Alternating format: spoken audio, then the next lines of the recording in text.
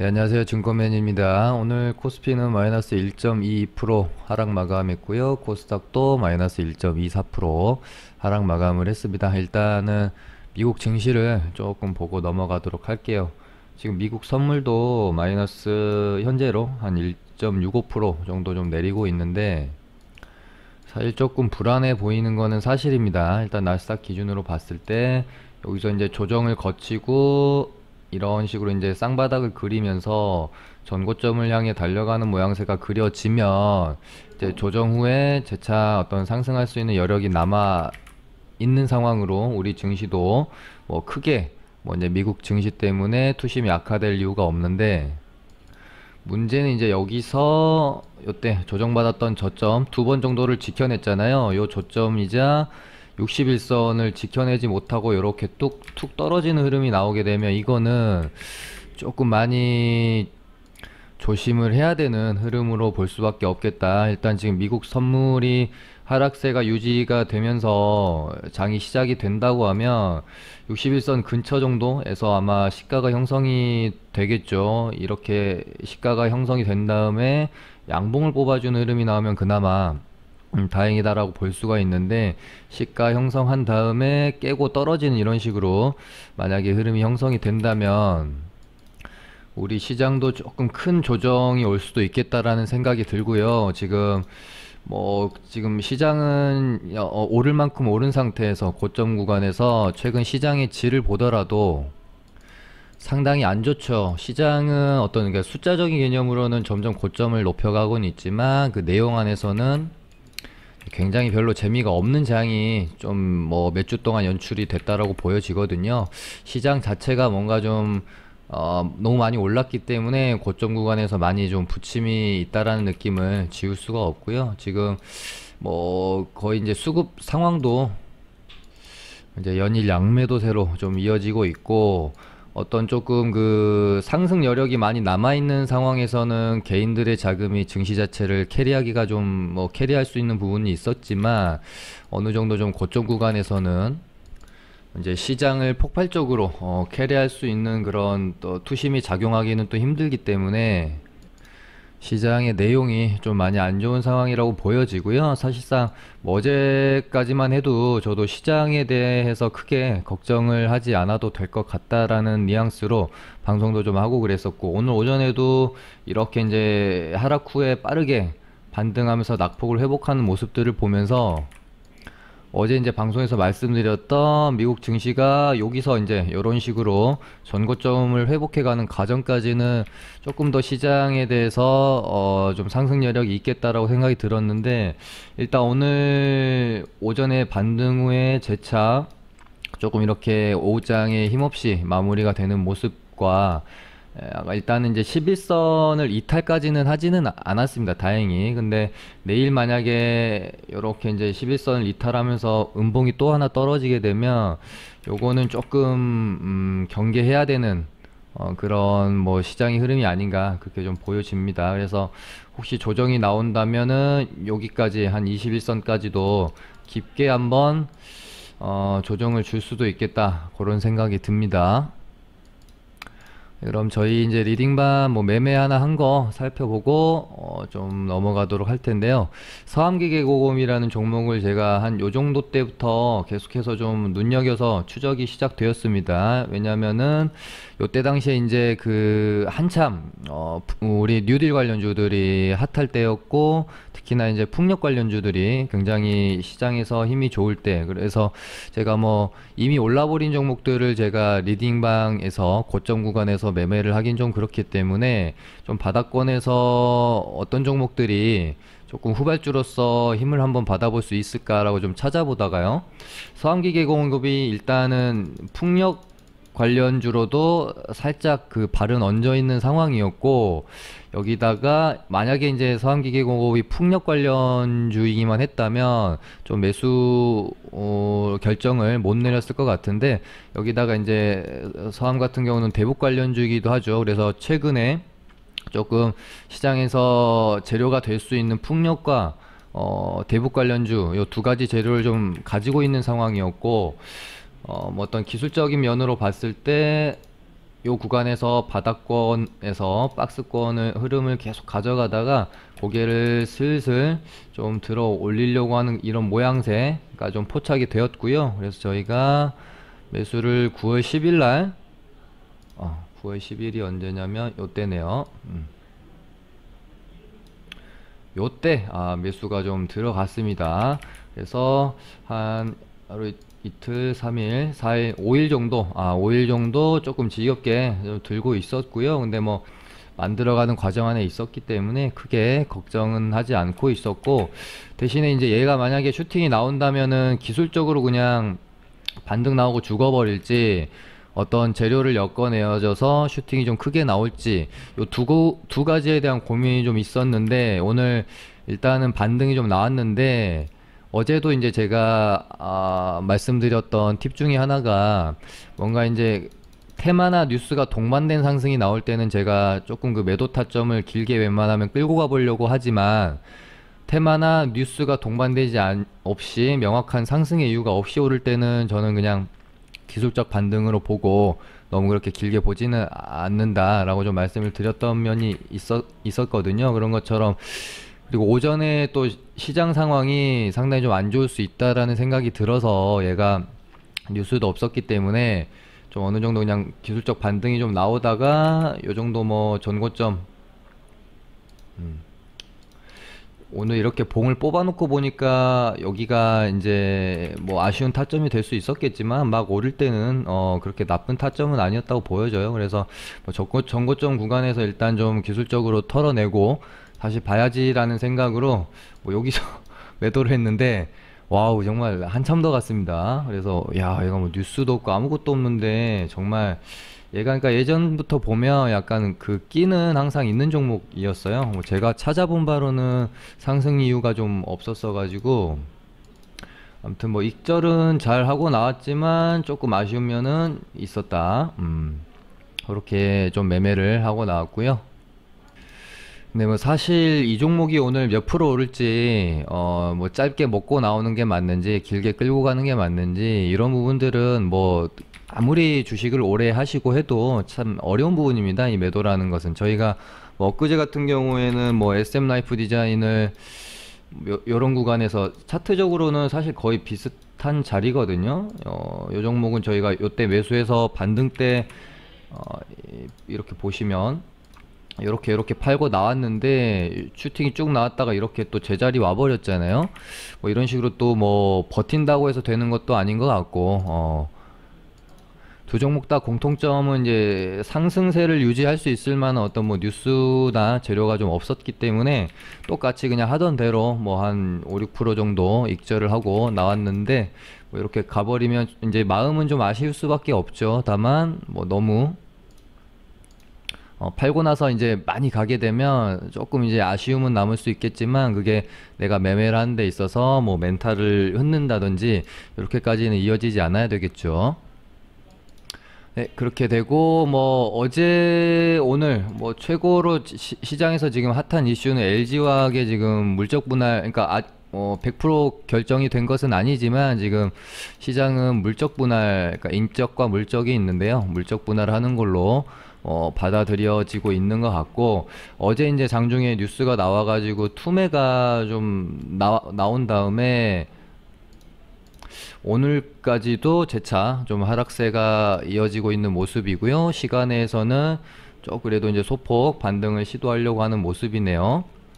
일단은 뭐 이제 이런 이슈가 생겼을 때 너무 우리가 뭘 복잡하게 생각하려고 하시기보다는 좀 단순하게 그냥 컴팩트하게 생각하고, 그러니까 이 주식을 뭐 매도할지 뭐 홀딩하고 가져가 볼지에 대한 결정을 하시는 게 좋겠죠. 그래서 일단은 이 얘기는 갑자기 나온 뉴스는 사실 아니고 아주 오래전부터 계속해서 이야기는 되어 오던 부분이었어요. 그래서 사실 이 주식을 만약에 내가 뭐 단기간인 장기로 가져가시고 계셨던 분들이라면 좀 이미 좀 알고 있었을 뉴스가 되어야 되겠죠.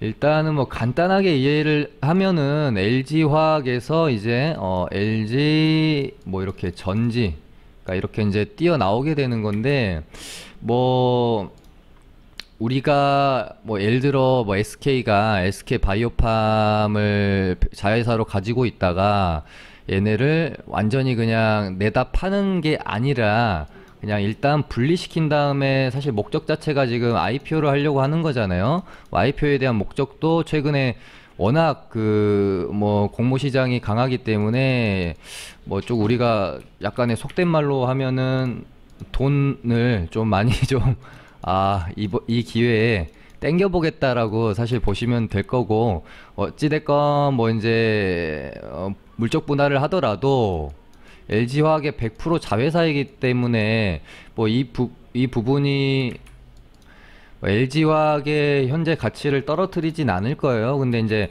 뭐 깊이 들어가면은 이런 상황이지만, 조금 이제 어떤 우리가 이제 이제 일어나는 겉에 이제 상황만 좀 놓고 보면, 뭔가 지금까지 내가 LG화학에 투자한 이유 자체가 사실은 지금 거의 뭐 대부분의 투자자분들이 배터리 사업에 대한 성장성을 보고 투자를 했던 것이고, 여기서 여기까지 주가가 부양된 것도 어떤 LG화학 본연의 어떤 사업보다는 배터리 부분에 대한 기대감으로 올라온 건데, 이 부분을 이제 분할한다고 하니 뭔가 기술적으로 실망 매물이 좀 나올 수밖에 없는 그런 상황이었지 않나, 그렇게 보고요. 그래서 아주 간단하게 말씀드리면, 저는 뭐 단기적으로는 뭐 악재가 될 수는 있지만 장기적으로는 오히려 호재가 될 수도 있습니다. 왜냐면은 어찌됐든 100% 자회사를 가지고 있고 비상장이 되었다가 이제 상장 IPO 하고, 그렇게 되면은 이 LG전지가 훨씬 몸집도 커지고 더 성장할 수 있는 거겠죠. 그러면은 어찌됐건 이 LG전지는 LG화학이 100% 지분을 가지고 있는 자회사기 때문에 뭐 이제 가치는 더 올라갈 수 있는 거겠죠. 다만 또 단기적으로는 좀 악재가 될 수 있다고 말씀드린 부분은 여러 가지 좀 이유가 있겠죠. 그냥 장기적으로는 뭐 그렇지만, 뭐 우리가 시장이라는 것을 무조건 뭐 기업의 가치만 보고 판단할 수는 없는 것이기 때문에, 뭐 이제 수급적인 이슈도 있을 수 있겠고요. 이제 순간적인 심리, 투심의 좀 악화적인 이슈가 좀 있을 수도 있겠죠. 그래서 나는 배터리 사업의 성장성을 보고 투자를 한 건데 LG화학이 이걸 물적 분할을 하게 된다면, 차라리 뭐 LG 전지를 내가 뭐 좀 주식을 사는 게 낫지 않을까, 뭐 이렇게 판단하시는 분들은 또 LG화학을 팔 수도 있는 부분이고요. 또 밑에서부터 오랫동안 사실 뭐 수익률을 좀 챙겨 오셨던 주주 입장에서는 뭔가 기분이 아주 그렇게 썩 좋지만은 않기 때문에, 일단 좀 매도하고 상황이 좀 어떻게 흘러가는지 본 다음에 다시 뭐 매수를 하든지 해야 되겠다라고 좀 판단할 수 있는 것이죠. 그리고 뭐 이제 이런 어떤 물적 분할에 대한 내용에 대해서 명확하게 좀 본인 스스로 어떤 판단을 내릴 수 있는 지식이 없는 상황에서 뭐 뭔가 좀 악재로 받아들여지면서 순간적인 그 실망 매물이 많이 나왔을 수도 있고요. 그런 다음에 뭐 차분히 이제 여러 가지 매체들을 공부를 하면서 이게 뭐 그렇게 이제 장기적으로 보면 괜찮을 수 있겠구나라고 생각이 들면, 뭐 요 정도 이제 조정 구간에서 다시 또 매수세가 들어올 수도 있는 거거든요. 그러면서 제자리를 찾아갈 수도 있기 때문에, 방금 아무튼 말씀드린 것처럼 단기적으로는 뭐 이제 약간 이제 투심의 쇼크가 오면서 뭐 기술적인 문제적으로 악재로 볼 수도 있겠지만, 우리가 이제 중장기로 보면은 다시 뭐 제자리를 찾아가지 않을까, 저는 좀 그렇게 보고 있습니다. 또 오늘 이 이슈로 인해서 신성 델타테크라는 종목이 LG와 전지사업부랑 이제 같이 2차 전지 사업을 하고 있다 보니까 좀 이슈가 되면서 상한가를 좀 굳게 닫는 모습이었고요. 그리고 그 어제부터 약간 이제 그 보안 관련주들이 꿈틀꿈틀 대더니, 어제 이제 오후장부터 좀 오르기 시작했고요. 사실 출발은 뭐 드림 시큐리티랑 뭐 이런 종목들이 좀 움직였는데, 오늘 휴네시온이 상한가를 안착했고 K사인이 장중에 뭐 거의 뭐 상한가 근처까지 갔다가 좀 윗꼬리를 달고 끝났습니다. 그래서 얘네들도 지금 재료가 뭐가 있는 건지 좀 찾아보고 있는데, 딱히 명확하게 오르는 뭐 이제 뉴스는 없는 걸로 지금 저는 좀 파악을 하고 있고요. 뭐 지금 뭐 QR 코드 이슈 정도 뭐 있는 것 같고, 뭐 이제 비대면 언택트 쪽으로 그냥 살짝 엮을 수도 있고, 아니면은 이제 뉴딜, 데이터 뉴딜 쪽으로 뭐 엮어서 올라갈 수도 있는데, 저는 사실 뭐 그 어떤 종목이나 테마들이 군을 이뤄서 집단적으로 오를 때 명확히 이유를 가지고 시장 참여자들이 얘네들이 왜 오르는지 합리적으로 어 이제 이해할 수 있는 그렇게 상승하는 종목들 혹은 테마들을 좀 좋아해요. 이제 그렇게 이제 그러니까 상승에 대한 명확하고 시장에서 합리적으로 인정해 줄 수 있는 뉴스와 재료를 가지고 오르는 테마 혹은 종목들이 시세도 꾸준히 좀 계속해서 이어가지, 좀 그렇지 못한 종목들은 사실 좀 시세가 반짝 났다가 죽는 경향성이 상당히 많이 있거든요. 뭐 상한가를 들어갔다가도 막 막판에는 또 풀려버린다든지.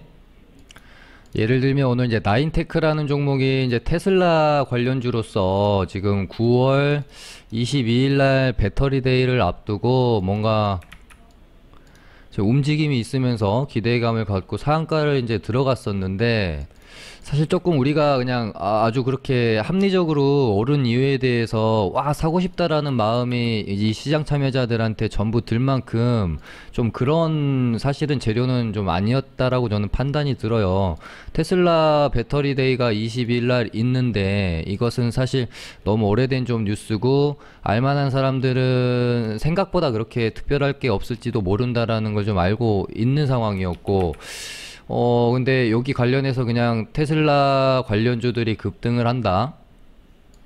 이제 재료적으로는 이러다 보니까 조금 그렇게 시장에서 받아들일 때 그렇게 뜨거운 느낌은 좀 아니었지 않나 싶어요. 그러다 보니까 뭐 이제 장 초반에 쭉 당겼다가 상한가에서 이렇게 이제 좀 풀어버리는 경우들도 좀 많이 나왔고요.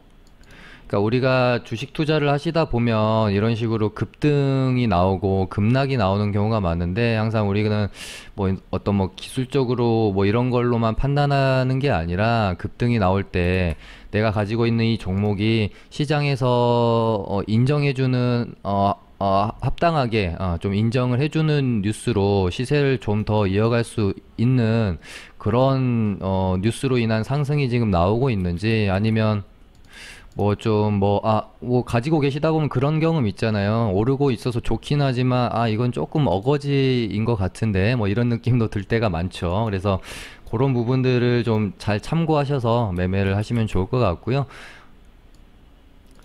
보통 이제 뭐 매물 소화를 차분히 이런 식으로 해가면서 거래대금 쌓으면서 이렇게 상한가를 안착하는 경우가 아닌, 이런 식으로 이제 장 초반이나 장 중반에 폭등을 하면서 상한가까지 직행하는 경우에 이제 조심하셔야 될 것은, 이 주가를 정말 상한가를 직행할 만큼 폭등시킬 정말 뜨거운 뉴스 자체가, 뭐 예를 들면 어제 뭐 영화테크처럼 매출 대비 200% 이상 뭐 공급 계약 뉴스가 나온다든지 뭐 이런 게 있어야 됩니다. 근데 조금 어설픈 거 가지고 이런 식으로 직행 꽂으면 이런 식으로 장막판에 풀린다든지 상한가 보내놓고 여기서 뭐 설거지를 좀 당해버린다든지 이런 경우가 많기 때문에 뉴스를 좀 잘 파악하시는 게 중요할 것 같고요. 지금 최근에는 그나마 좀 재료로서는 가장 핫해 보이고 시장에서 거래대금도 지금 빵빵 터지고 있는 휴머니젠 관련주로 KPM테크랑 텔콘 RF제약 있습니다. 물론 KPM테크가 1등주기 대장주기 때문에 이쪽을 좀 매매를 해주시면 되겠죠. 야, 저는 오늘 뭐 좀 고점 만들고 음봉이 좀 떨어질 줄 알았는데, 이렇게 되면은 쉽게 주가 흐름이 죽지 않겠다라는 좀 의지로 좀 보여집니다. 지금 시장에서 최근에 막 그렇게 핫하게 매매할 만한 종목도 없고 하기 때문에 이쪽으로 좀 돈이 굉장히 몰리는 것 같다라는 생각이 들고요. 이렇게 되면 오늘의 이 흐름, 요 정도 박스권 안에서 계속해서 흐름이 좀 이어질 수 있을 것 같다는 생각이 듭니다. 그리고 아까 뭐 이제 언급 드렸던 지금 테슬라 배터리 데이 이슈가 9월 22일 날 지금 좀 있는 상황이고, 뭐 이제 다음 주 곧 화요일이기 때문에 어찌됐건 지금까지 그 2차 아주 기세 좋게 올라오던 2차전지 섹터에 찬물을 끼얹었던 게 그 이제 외국계 리포트가 좀 하나 있었고요.